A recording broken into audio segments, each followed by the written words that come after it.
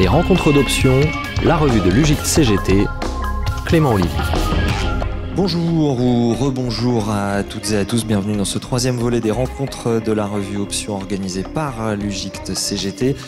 Nous sommes toujours en podcast, en public, à la Maison des Métallos à Paris. Alors ce titre de ce dernier numéro d'Options, Travail hybride, retour vers le futur. Est-ce qu'il pourrait s'agir d'un futur un peu anxiogène, d'atomisation des collectifs de travail ?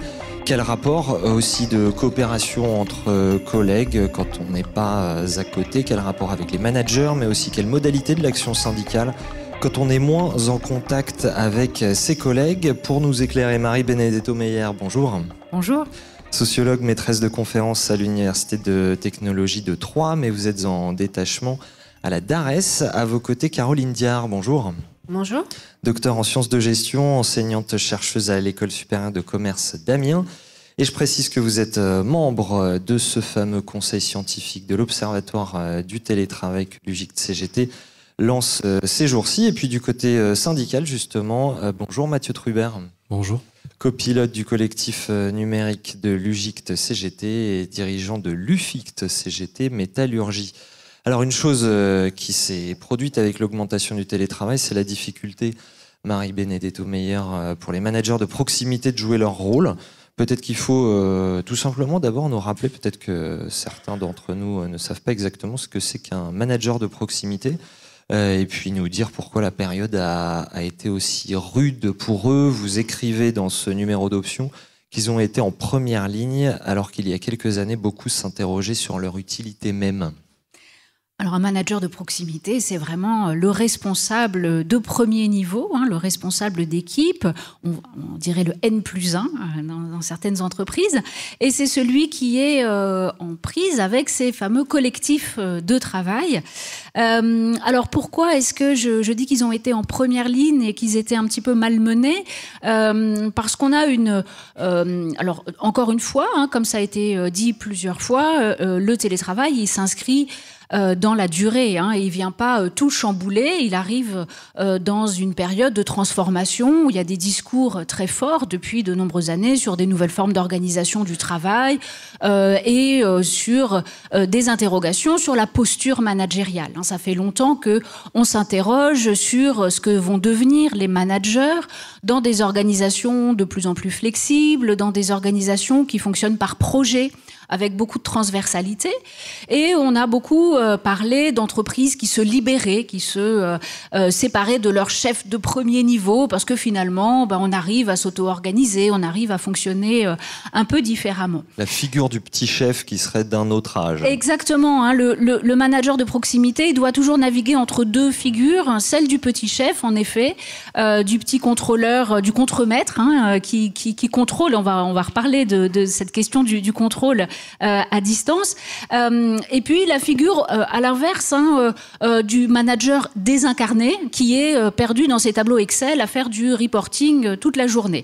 Et le manager de proximité, il doit trouver sa place entre ces deux figures-là, et on a beaucoup souhaité que les managers trouvent une nouvelle posture d'accompagnement, etc. Or, avec le télétravail, ce qui s'est passé, alors plutôt avec le confinement, ce qui s'est passé, c'est qu'il a fallu improviser de nouvelles formes d'organisation, et ça a beaucoup reposé sur ces fameux managers de proximité qui sont retrouvés du jour au lendemain en train de devoir transposer des modes de fonctionnement présentiels à distance. Or, ils n'ont pas forcément tous les moyens de le faire. Très peu de formation, très peu d'accompagnement, des outils. On n'a peut-être pas encore beaucoup parlé des outils, mais des outils qui sont pas forcément. On va en parler. Qui sont pas forcément très adaptés ou très faciles à utiliser, et puis mettre en place après ce fameux mode hybride, après cette période de confinement, ça leur est aussi beaucoup revenu avec des difficultés parce que décider alors il y a évidemment dans les accords on a des critères d'éligibilité au télétravail, on a des modalités de télétravail, mais il y a souvent une souplesse qui est accordée aux responsables d'équipe pour définir des modalités plus précises, pour décider quel jour on va télétravailler, qui va télétravailler, etc. Or, c'est pas évident de trouver la bonne formule dans cette quadrature du cercle, d'autant que les managers, ils sont aussi un peu comparés entre eux. Ah bah tiens, dans ton équipe, on a plus de jours de télétravail que d'autres. On a, dans certaines, j'ai entendu une entreprise qui disait, dans une équipe, on n'ose pas prendre ces jours de télétravail, alors que dans une autre, c'est beaucoup plus admis. Donc il y a une vraie question d'équité managériale qui se pose et qui fait que ces managers, ils ont du mal, parce qu'on a parlé de temps de discussion collective ce matin, notamment avec l'ANACT. Il n'y a pas beaucoup de temps de mise en discussion du travail au sein des équipes. Il n'y a pas beaucoup de mise en discussion du travail des managers et de discuter entre managers aussi de comment on met en place ce télétravail, ces outils, etc. Des managers de proximité, vous nous dites responsabilisés sans être accompagnés. Caroline Diard, un mot sur ce diptyque confiance-contrôle, la relation de confiance nécessaire au télétravail. Elle crée aussi un transfert de responsabilité vers les salariés. Exactement. Alors, j'ai mené une étude avant le confinement sur la relation managériale qui a conduit à une publication qui s'intitule « La relation managériale réinventée ». Donc, ce qui se cache derrière tout ça, c'est effectivement l'étude du triptyque autonomie, confiance et contrôle. Alors, on s'est intéressé à des diades télétravailleurs et managers. Donc, avant le confinement, dans une organisation qui expérimentait le télétravail. Donc, c'est là où, en fait, il y a un intérêt scientifique, académique sur ce sujet. Et on a étudié donc cette population qui découvrait le télétravail 1 jour par semaine. Et on est arrivé à des résultats qui étaient intéressants dans la mesure où, majoritairement, on nous a dit il y a une absence de contrôle à ce moment-là, mais apparaît une forme d'autocontrôle, c'est-à-dire une autodiscipline où les salariés interrogés formulaient très facilement le fait de devoir mériter cette situation, cette expérience de télétravail, et que pour mériter cela, eh bien, ils jouaient un petit peu au bon élève avec un reporting qu'on ne leur demandait pas. Donc là, déjà, première chose, on voit apparaître une forme d'autocontrôle. Et nous, on s'intéressait à ce moment-là à l'évolution du contrat psychologique. Le contrat psychologique n'étant pas du tout une autre forme de contrat de travail, c'est un contrat qui est tacite, qui est informel, il n'y a pas de notion juridique là-dedans. Et on a vu que le contrat psychologique, effectivement, évoluait dans le sens où les attentes des salariés étaient comblées au-delà de ce qu'elles étaient initialement. Et les salariés avaient donc un meilleur engagement, une implication, une intention de rester. Mais ça, c'était avant. Ensuite, on a tous été confinés, donc on a vécu la même chose. On a vécu un télétravail qui a été qualifié de dégradé, qui a permis une prise de recul pour les dirigeants, pour les salariés, pour les chercheurs également, qui a fait apparaître des risques assez nombreux. Alors, risques psychosociaux, on en a parlé, des risques pour le collectif. Et nous, on s'est dit, tiens, on va retourner sur le même terrain, on va rencontrer les mêmes, et on va voir ce qui s'est passé entre-temps. Donc, on a terminé l'étude, elle n'est pas encore publiée, elle est en cours d'évaluation, mais on a déjà des résultats donc à proposer. Donc, on a revu les diades, manager-manager, donc on s'intéresse vraiment à cette relation managériale. Et là, l'organisation a formalisé déjà, donc il y a une charte. On est à 2 jours et plus à 1 jour. Et quand on interroge les gens, on nous parle de risques, alors qu'on n'en parlait pas avant. On nous dit 2 jours c'est bien, mais plus ça serait trop. Et on n'est plus du tout dans on veut mériter le télétravail, parce que maintenant c'est normal. On nous doit finalement cette organisation. On a été capable de s'adapter pendant le confinement, donc maintenant c'est bien normal qu'on reste comme ça. Donc il y a une sorte de co-construction de la relation managériale de manière hybride qui est en train de se stabiliser avec des attentes réciproques qui ont évolué. Justement, Mathieu Trubert, est-ce que vous craignez que le télétravail ne devienne une obligation plutôt qu'un droit ? J'ai 3 minutes. Je vous en prie. On constate quand même qu'il y a un défaut d'information, un défaut de connaissance sur ce qu'est le télétravail. Alors certes, il y a la double non-obligation, il y a le double volontariat, donc il ne s'impose ni à l'employeur ni à l'employé. Pour autant, ce n'est pas parce que je bénéficie du droit au télétravail que je dois l'effectuer. Pour autant, les accords sont très rarement rédigés en jusqu'à X jours de télétravail par semaine, pour justement rappeler cette notion que je peux très bien, telle semaine, n'en effectuer aucun, telle semaine les effectuer tous, etc., etc. Ce qui rejoint d'ailleurs une question précédente sur le flex office. Donc ça, il y a un énorme travail de pédagogie à faire par rapport à ça, et se dire que oui, effectivement, c'est un droit auquel j'accède et dont je peux user dans le cadre qui est imparti, qui est défini dans l'entreprise. Et la question de l'éligibilité, qui a droit au télétravail, c'est-à-dire qu'on risque d'avoir des gens qui renoncent à des choses pour l'obtenir? L'éligibilité, c'est vraiment la clé de voûte d'un accord télétravail, parce que forcément, on va tomber dans le phénomène de diviser pour régner, surtout si on n'a pas un formalisme, parce que malheureusement, on peut faire du gré à gré. Et là, donc, c'est le phénomène tape dans le dos à la machine à café, et qui y aura droit, qui n'y aura pas droit, sans aucune justification, puisque la formalisation écrite n'est pas obligatoire. Alors si on est dans un cadre très structurant et très structuré avec un accord, par exemple, cette question, elle doit vraiment être réfléchie et bien négociée pour éviter de créer des castes. Qui aura accès au télétravail, qui n'y aura pas accès, et parfois même avec justement ce souhait, cette volonté de négocier une compensation pour ceux qui n'ont pas accès au télétravail, ce qui vient définitivement entériner que c'est un privilège. Dans la foulée, effectivement, sur la question, l'être humain s'attache toujours à la chose qui est la plus importante pour lui. Donc par rapport à son vécu du télétravail et éventuellement sa capacité, ne serait-ce que mettre sa famille au vert, reculer un petit peu plus parce que, ok, 2 jours par semaine j'aurai du trajet, mais le restant je serai en télétravail et ma famille va profiter d'un cadre de vie plus agréable. À ce moment-là, le travailleur lambda va accepter beaucoup de choses, donc par exemple une dégradation des espaces de travail, des conditions de travail, pour continuer à bénéficier de ce qu'il considère lui-même comme un privilège.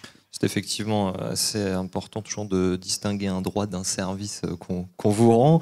Le télétravail comme privilège, Caroline Diard, je crois que vous avez rencontré des gens qui justement, au contraire, n'acceptaient carrément pas des postes parce qu'on ne leur donnait pas la possibilité de télétravailler. Donc c'était un peu le constat inverse. Exactement. Alors sur ce point, je ne partage pas tout à fait l'avis de Mathieu. Mais tant mieux, on en parle. Alors, nous avons mené une enquête avec une collègue sur le télétravail et la marque employeur. Donc, on a interrogé en fait des recruteurs et on a essayé de savoir si le télétravail était quelque chose qui était questionné au moment de l'entretien de recrutement, qui était demandé, qui était valorisé. Et est-ce qu'elles avaient, en tant qu'entreprise, une démarche de marque employeur ? La conclusion est oui, c'est-à-dire que le télétravail fait partie intégrante de la marque employeur, donc c'est demandé aux employeurs. Après, quand on s'intéresse aux candidats, les candidats le formulent aussi très clairement et sont parfaitement capables de dire « je ne vais pas accepter ce poste parce qu'il n'y a pas de télétravail ». Et comme j'ai 5 propositions en même temps sur des salaires équivalents et des packages équivalents et des missions qui se ressemblent, eh bien, je vais faire le choix du télétravail. Donc voilà pourquoi je ne partage pas tout à fait votre avis. Oui, vous pouvez répondre à un rapport de force qui serait en train de s'installer ou les deux ne sont pas antagonistes et peuvent coexister. C'est-à-dire que on a effectivement ce phénomène encore assez timide d'attrition provoquée par le non-accès au télétravail. Je pense qu'aujourd'hui c'est plus marqué sur la partie recrutement et notamment sur la génération entrante qui elle va être vraiment plus demandeuse. Pour autant, une fois qu'on est rentré dans l'entreprise et qu'on a accès au télétravail, comme ça va rester peut-être la chose la plus importante, et a fortiori si c'est un critère de choix d'entreprise pour entrer dans le monde du travail, ça peut être aussi le critère qui fait qu'on va accepter d'autres choses à côté. Caroline Diard. Alors je rebondis sur ce que vient de dire Mathieu. Mathieu a dit un choix d'entreprise. Et en fait, je trouve que c'est très restrictif parce qu'en fait, on ne fait pas un choix d'entreprise nécessairement, mais un choix de vie au sens large. Et le choix de l'entreprise s'intègre dans un projet de vie, mais au sens social, au sens loisir et au sens famille. Et le télétravail peut aussi être un choix de vie personnel. Alors on a parlé ce matin des frontières vie privée, vie professionnelle, mais là on est en plein dedans. C'est-à-dire qu'aujourd'hui, on a des candidats qui ont réfléchi à des choix de vie. Alors, le confinement nous a tous laissé le temps de réfléchir à plein de choses. Et ils se sont dit peut-être que une meilleure répartition des temps de vie est permise par le télétravail et je vais m'orienter plus vers une organisation qui m'offre cette possibilité. Marie Benedetto Meyer, une réaction à ce qui a été dit. Oui, juste pour réagir, je pense qu'en effet, tout le monde n'a pas cette chance de pouvoir choisir entre 5 offres d'emploi.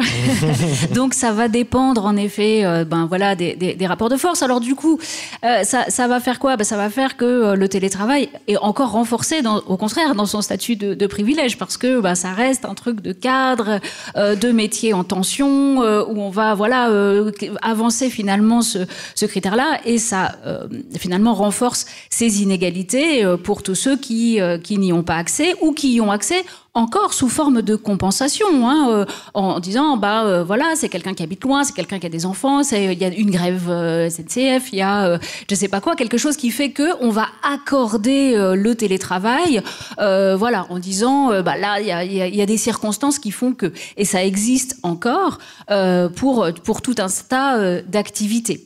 Et peut-être juste dernier point sur l'éligibilité, un point de vigilance aussi sur des pratiques en entreprise qui consistent à proposer aux salariés des questionnaires d'auto-évaluation. Est-ce que je suis assez autonome pour me rendre, pour que mon activité soit télétravaillable? Alors on peut se dire c'est bien, ça part d'une bonne idée finalement de tenir compte des spécificités individuelles et des spécificités de l'activité, mais on imagine aussi le phénomène d'autocensure, de difficultés finalement, et de reproduction aussi d'inégalités quand on va devoir répondre à ce genre de questionnaire. Donc c'est bien de pas rigidifier les critères, c'est bien de rentrer dans des discussions et de laisser finalement une latitude autour du statut du télétravail, mais attention, parce que dès lors qu'on individualise, il y a aussi d'autres risques qui arrivent. Caroline Diard. Je vais me faire l'avocat du diable. Alors, vous avez évoqué le télétravail compensation. Alors effectivement, ce qu'on constate sur le terrain, c'est que parfois, il y a des salariés qui sont malades et qui vont pas prendre l'arrêt maladie et qui vont dire non, je peux télétravailler. Et de la même façon, vous avez des gens qui le disent et qui le formulent lors des entretiens. Après, les entretiens sont anonymes, donc c'est vrai que les gens ont une parole qui est libérée, et ils le formulent très clairement en disant les congés enfants malades sont remplacés par du télétravail. Donc là, on est effectivement dans une démarche de compensation, mais qui est une démarche déviante et une utilisation détournée du télétravail. Donc aujourd'hui, est-ce que le télétravail est là pour se substituer à des arrêts maladie? C'est quand même une question qui va se soulever et qui va poser ensuite probablement des problèmes juridiques. Sur ce sujet, Mathieu Trubert. Oui, effectivement. Rappelons quand même, là aussi, dans la catégorie fondamentaux, le télétravail n'est pas un mode de garde, et le télétravail n'est pas une façon de contourner un congé maladie délivré par un médecin qui a fait des études pour estimer qu'on n'est pas en capacité de travailler. Après, on l'évoquait aussi un petit peu précédemment sur des handicaps temporaires. On peut envisager cette mesure, ne serait-ce que par exemple sur des temps partiels thérapeutiques. Évitons d'introduire une fatigabilité supplémentaire s'il y a des transports, etc. et privilégions le télétravail, mais ça ne se substitue en aucun cas à un arrêt maladie. Marie Benedetto Meyer, je voudrais vous entendre également sur les outils. Vous avez travaillé sur les usages de Teams, par exemple. Oui, moi je me suis intéressée à la manière dont on travaille ensemble séparément, comme on dit. Voilà. Et finalement, Alone together en français. Ouais. Comment finalement on utilise ces outils informatiques, ces outils numériques. On parle beaucoup, quand on parle de télétravail, on pense tout de suite à la question des espaces, et elle est beaucoup mise en discussion. Mais finalement, la question de l'usage du numérique, elle semble beaucoup aller de soi. Oui, ça se passe avec du numérique. Et en fait, c'est pas si évident que ça. Il y a une multiplication d'outils, d'applications qui ont été proposés pour travailler à distance. Alors moi, je me suis intéressée à Teams, qui est une application de Microsoft qui s'est beaucoup développée. Ce qui m'intéresse dans cette application, c'est pas du tout pour la vendre, c'est que elle articule quelque chose qu'on connaît tous, qui est la visio, avec d'autres fonctionnalités qui sont celles du partage de documents, voire même de la coédition. On peut travailler ensemble sur un document. Ouais. Voilà. Et ça, c'est très intéressant parce qu'on parlait des collectifs. collectif, est-ce qu'on peut maintenir une activité collective à distance? On a parlé ce matin d'intelligence collective. Est-ce que finalement le numérique permet de pallier la distance et de continuer à travailler ensemble? Alors la réponse, c'est que oui, ça peut fonctionner, mais avec ce que j'appelle des collectifs forts, c'est-à-dire des gens qui sont habitués à travailler ensemble, qui partagent déjà un certain nombre de pratiques, de connaissances un peu, d'interactions, déjà eu des interactions notamment en présentiel. Et là, ça peut fonctionner parce qu'on se connaît bien, parce qu'on va partager un document et que finalement, on arrive en tout petit effectif à recréer finalement des conditions de travail collaboratif. Qu'est-ce qui les distingue des collectifs faibles ? Alors, les collectifs faibles, c'est les collectifs beaucoup plus étendus, avec des gens qu'on connaît moins ou peu, qui sont par exemple, les grandes équipes projets. Les grandes équipes projets. Alors, là aussi, quand on regarde, quand j'ai commencé à travailler sur les usages de Teams, que je demande aux salariés de montrer donc comment ça se présente sur leur écran, je vois une multiplication d'équipes auxquelles ils appartiennent. Parce que finalement, dès qu'on monte un projet, dès qu'on a envie de bosser sur un sujet, on crée une équipe dans laquelle on est censé partager tout un tas de choses. Et en fait, on a quand même du mal à partager beaucoup de choses avec des gens qu'on ne connaît pas. Donc, ce qu'on partage, c'est un tableau Excel. J'exagère, mais c'est un tableau Excel sur lequel on va checker et on va se répartir le travail. Et là, c'est plus de la collaboration, c'est de la coordination. C'est-à-dire qu'on se répartit le travail et puis après, on regarde qui a fait quoi. Et là, alors vraiment, on peut pas parler d'intelligence collective et de collaboration. Donc ça, c'est un peu le risque du travail à distance, c'est que finalement, paradoxalement, ça renforce des collectifs qui existent, mais ça rompt un peu l'idée finalement d'étendre ces collectifs. Et ce qui fonctionne, c'est aussi le travail. Je parlais des managers, on parlait des managers. C'est aussi ma petite équipe hiérarchique avec le manager, mais du coup qui retrouve là encore son statut de manager un peu classique et qui va réguler, organiser ces espaces communs en disant tiens, on va mettre tous les comptes rendus de réunion, on va organiser notre espace collectivement. Donc ça veut dire qu'il y a un vrai besoin de régulation de ces espaces-là. Et c'est souvent là encore peu l'objet de mise en discussion, de mise en débat.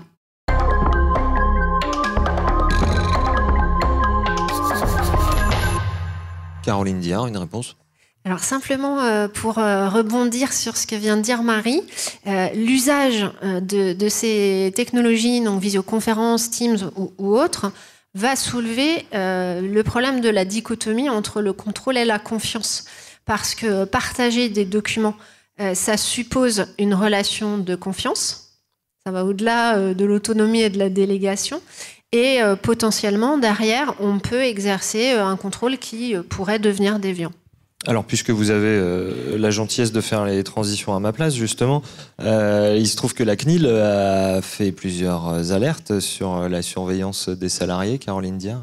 Alors effectivement, dans le dernier rapport de la CNIL, on relève des plaintes qui soulèvent le problème de la surveillance à domicile, notamment 83% des plaintes concernent les caméras et également des outils de tracking, par exemple sur des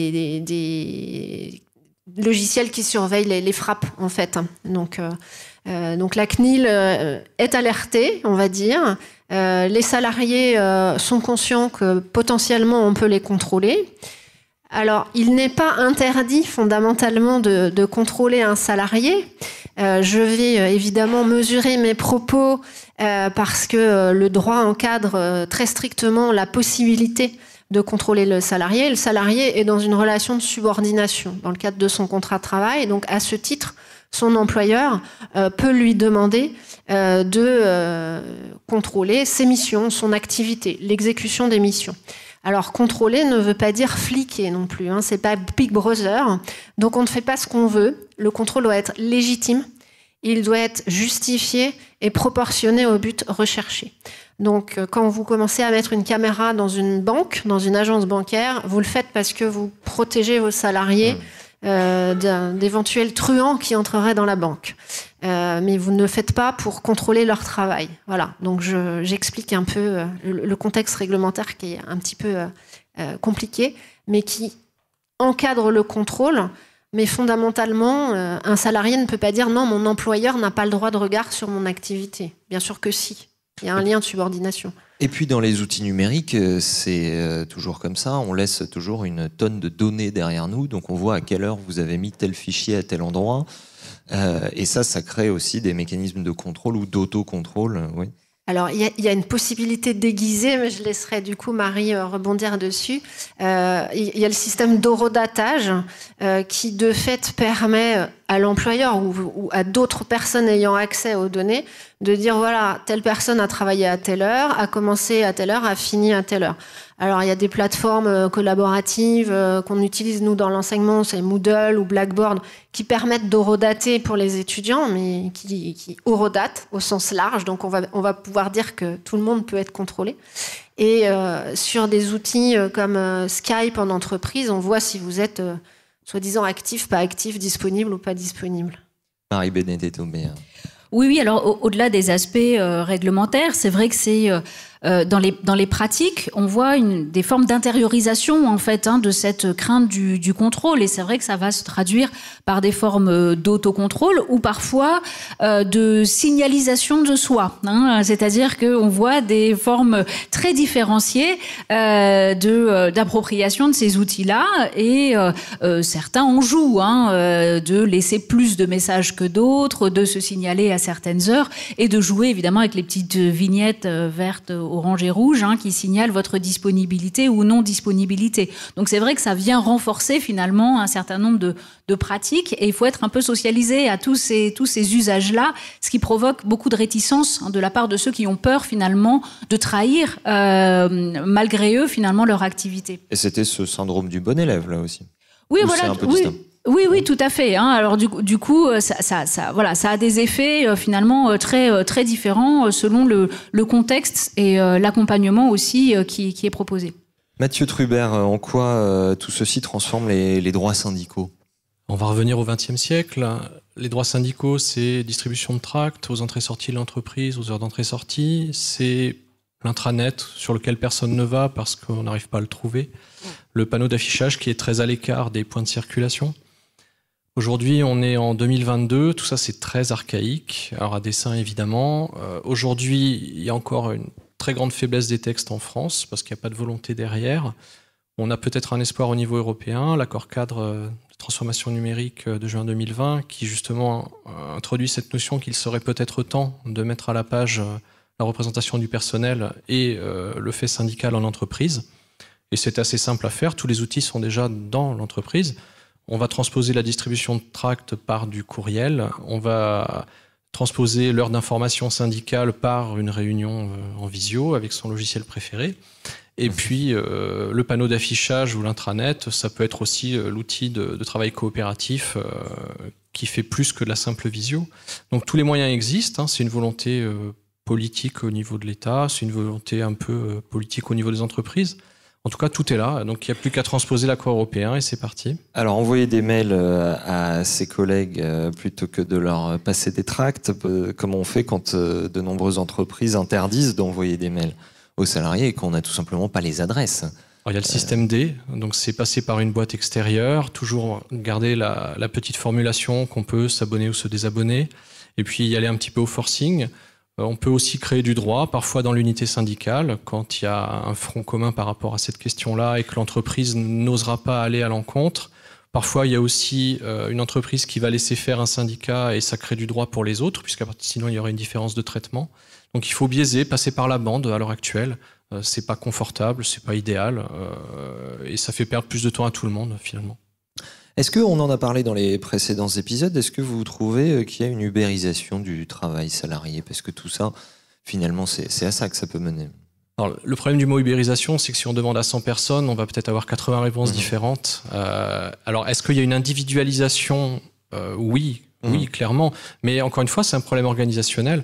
On en parlait sur les collectifs forts. Moi, je les associe à des organisations du travail qui ont été pensées et qui sont compatibles avec l'exercice. Sur les collectifs faibles, c'est parce qu'il y a pas d'organisation ou une organisation très faible et que donc on est un peu dans le flou artistique. Sur l'individualisation, c'est un travail d'organisation du télétravail, soit rendre compatible son organisation actuelle avec le télétravail, soit s'assurer que, notamment pour les entreprises qui étaient déjà acculturées à cette question avant la période Covid, de la confronter régulièrement à l'exercice de est-ce que ça fonctionne toujours, qu'est-ce qui ne fonctionne pas comme attendu. Ça va nous permettre d'éviter l'individualisation. Et puis alors, charge aussi, malheureusement, ça a une charge supplémentaire, mais c'est aussi une prérogative importante sur le management de proximité qu'on évoquait précédemment. Et dans son accompagnement, le RH de proximité qui, lui, se trouve encore plus départi de ses prérogatives dans la question, puisque ce sera un autre débat, mais bientôt, il ne recrutera même plus dans son entreprise. Caroline Dia. Alors, le télétravail n'a pas précipité le pays dans une forme d'ubérisation et ne va pas nous conduire à la fin du salariat. Ce n'est pas le télétravail en soi. J'aimerais pas qu'on dise ça, en fait, du télétravail. Ça fait longtemps que je travaille sur le sujet, j'ai milité pour le télétravail, donc je voudrais pas qu'on arrive à dire ça détruit les emplois. En réalité, ce qui détruit les emplois, c'est la technologie et la possibilité de travailler à distance et de pouvoir recruter à l'autre bout de la planète. Ce qui s'est passé pendant le confinement, c'est qu'on s'est rendu compte que le recrutement était possible à distance et que le champ des possibles était ouvert. C'est-à-dire qu'on a recruté des gens qu'on n'avait jamais vus, ce qui était un peu inédit. On a fait du onboarding à distance. On a été chercher des gens très loin sur des métiers un peu en tension. Mais c'est pas le télétravail qui a provoqué ça. C'est juste un confinement qui a fait prendre conscience qu'on pouvait optimiser la technologie pour délocaliser finalement des emplois ou sous-traiter à des gens qui sont des auto-entrepreneurs. Alors, il y a un monsieur ce matin qui disait le patronat en rêve. Oui, effectivement, le patronat, on a toujours rêvé. C'est-à-dire, le patronat rêve de ne plus avoir de salariés. Quand j'étais DRH, la blague, c'était un salarié, un problème. Donc, voilà. On a tout dit quand on a dit ça. Ça, c'est dit. Donc, il faut pas croire que c'est le télétravail qui va nous précipiter Non, mais accélérer un phénomène. Mais ça a fait prendre conscience, ça oui. Mais ce qui va nous précipiter dans certains problèmes, c'est plus une acculturation à un mode d'organisation et une émergence de technologies qui multiplient le champ des possibles. Voilà. Après, un patron qui veut délocaliser, on ne l'empêchera pas, sauf si on a des gens en face, comme vous. Marie-Benedetto Meyer. Oui, alors je ne sais pas si vous parlez d'ubérisation, mais en effet plutôt d'individualisation, ça a été dit. Peut-être aussi quelque chose qui a été peut-être pas beaucoup encore abordé, c'est cette fameuse question du sens au travail. Absolument. Et on parle beaucoup, alors ça prend des termes, je ne sais pas pourquoi anglo-saxons, de quiet quitting, etc., mais en tout cas de désengagement désengagement des salariés, de distance, qui peut être en fait lié à cette distance physique finalement et de retour finalement à ce souci de conciliation des temps, qui peut générer finalement cette forme de désengagement. Ça peut être aussi que ça révèle un besoin de reconnaissance du travail. Ça révèle aussi un besoin de recréer ce sens, de recréer ces espaces collectifs, parce que c'est quand même ça qui donne envie d'aller travailler, de rester aussi dans son entreprise. Donc, il ne faut pas trop se tromper d'interprétation quand on entend parler comme ça de désengagement, notamment des jeunes qui auraient un rapport très distancié au travail ou aux entreprises. Recréer du sens collectif, Mathieu Trubert. Et donc des moyens syndicaux derrière pour rassembler, puisque en l'absence de prérogatives telles que celles d'un manager de proximité, effectivement, c'est difficile de faire quelque chose de collectif, à moins d'en avoir les moyens. Néanmoins, il y a quand même un point qui n'est pas négligeable et qui n'était pas forcément attendu, c'est le local syndical 2.0, on va dire, donc période confinement, qui se transforme donc dans l'outil de visio de l'entreprise, sauf qu'il est beaucoup plus discret.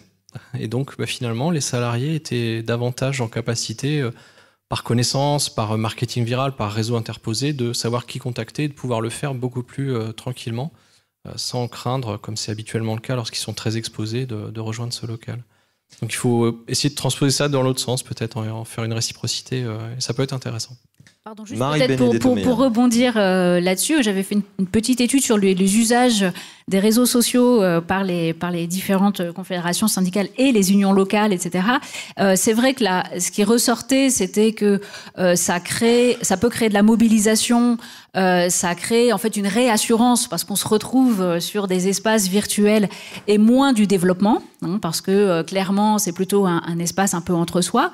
Mais c'est vrai aussi qu'on a vu dans les usages, ça peut être de ces espaces collaboratifs ou des visios, une possibilité d'assister anonymement parfois aux réunions d'information ou de contribuer sans avoir l'impression de trop s'engager et qui finalement peut permettre d'atteindre de nouveaux militants ou sympathisants. Caroline Dia. En fait, j'avais juste une question pour Mathieu. Est-ce que vous avez imaginé la vie syndicale et le dialogue social dans le métaverse? Allez, j'ai 3 minutes. Truppert. Alors déjà, il faudrait définir métavers parce que malheureusement, c'est en train d'être extrêmement dévoyé comme terme et on y inclut un peu tout, ce qui existait précédemment d'ailleurs, jumeaux numériques, réalité augmentée, etc.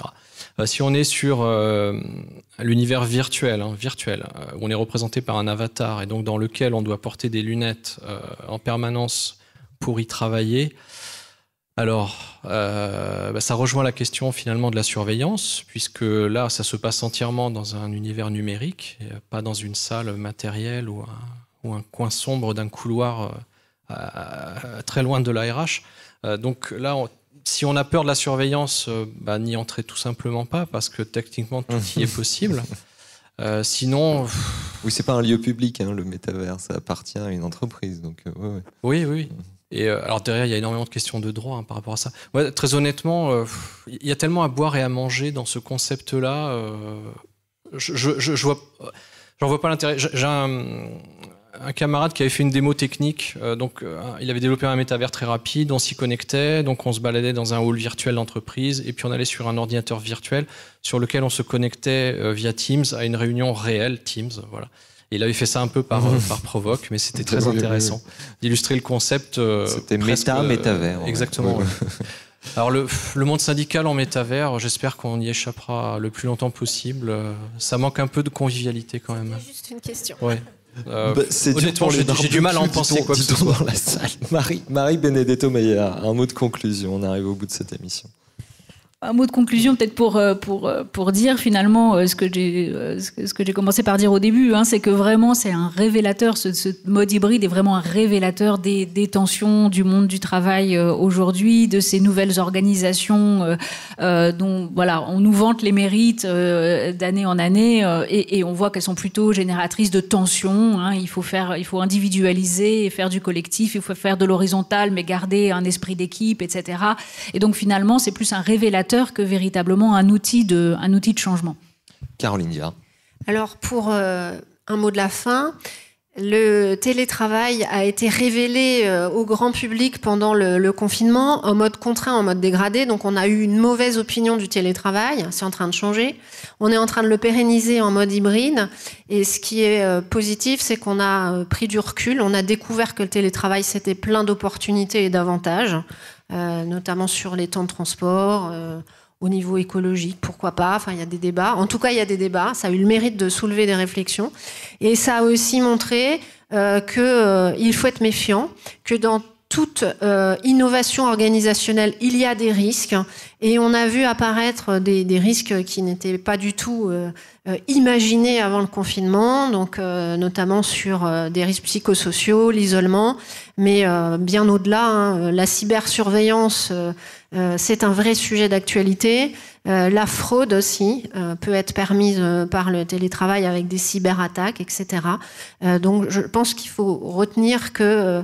c'est un facteur de vulnérabilité, c'est ça que vous voulez dire? Oui, c'est un facteur de... cyber, oui, ouais. Tout à fait. Alors les entreprises n'en ont pas réellement conscience au niveau de la protection des données, mais vous laissez quand même partir des gens avec parfois du matériel de l'entreprise, parfois un matériel personnel qui n'est pas protégé.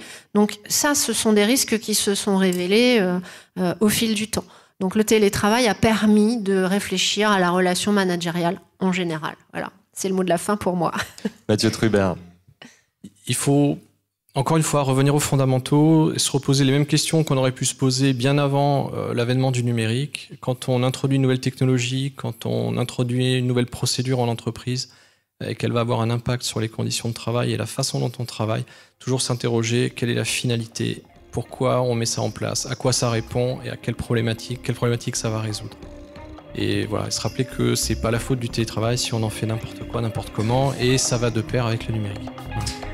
Eh ben merci à vous trois, Marie-Benedetto Meyer, Caroline Diard et Mathieu Trubert d'avoir passé cette émission avec nous. C'est la fin de ce troisième volet du podcast des rencontres d'options autour de ce numéro Travail hybride de retour vers le futur, dont vous retrouvez tous les détails sur le site de l'UJICT CGT.